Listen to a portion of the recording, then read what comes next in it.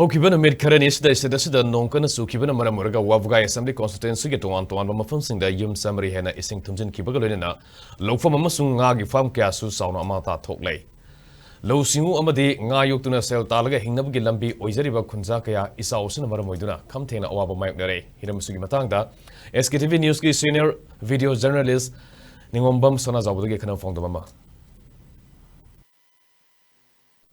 I know it, like Jerry Hamasi. Wagai sigi manung chan labor sangkin dani ha sigi tang kuni thoi digi lep dana nong chopo mam na sing asi thundam non lai bani mafam asi da lai ba miyam na dam ba mong awa ba thinari habji wagai sangkin gi padhan nazaraga am da pok mo thamjari hojik hojik santhe lai ba village ai gi GPC village mari lai village mari sigi manung da village ahum amadi total 80% hojik hojik thumme yum thumme lau thumme farm thumme hojik hojik si jum samri gi mathakta thumme adabo hojik thummiba praja mayam singse laifam laitadana khwaidagi awaba nakan kana kana gumbagi atongbada khar thaidok thaijin tawraga hojik hojik se awaba mayok nari adabo sarkar gi maikaida matam chana ai mari leinaba kansan SDC SDO DC auna masigi porse ai mari leinaba singda adum mari leinaba document matam chana pi tawbutabu SDC nongma masamak phin lami adabo leiba problem se khange adabo sarkar gi dagi kari kari torpa yabage aibado hairam maga hojik adum communication din lei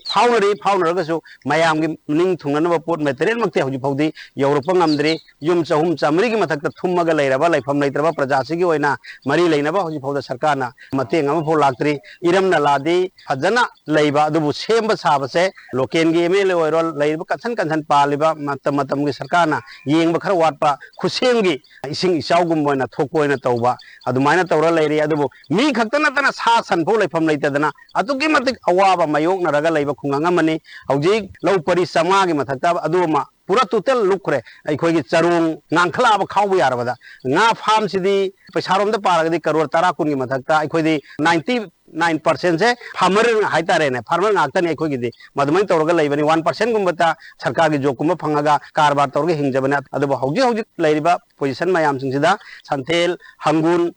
awang nakhabata wariba praja sing amadi wai kendra gi manung leiriba praja sing sigi awabasi ngaga sarkarna athubu matamda angamba mateng pangbiraga mayam sing sigi khajitang arrangement tawbiragadi aikhoina honaringai mathaksida khajitang prajana penba laigani adubu kanada har kamai tawgidam hajo wakatpum khangdaba kakching da chalure na khoi lilong da chalo haiba lilong da chalo noi di district do kakching da ni haiba sukum awaba problem mayam am su thoe masigi mayam sing jo sarkar paibiriba honorable sem amadi leiba ki thobubi besin naukina puning khar chingyan ningi akhoi hauji santhen awang da leiba sanapha khongje khonglen samnagadamne asigi sima phunjan thamgre santhen mayai makha haitare da khong ama lai asisu makoina phunjalaga makoi nga gumba yokna khre asi phunjalakpodagi su hena ikhoida awaba tare haidi student gi singchen sala aga tonggadaba pat ki sing handokra mayam che tawdre asigumba ising ichaw ase aikhoigi iram nala amadi aikhoigi khong phajana phatpi daba amadi phunjalakpona maram moraga su khuseng bi chaw oina thokpani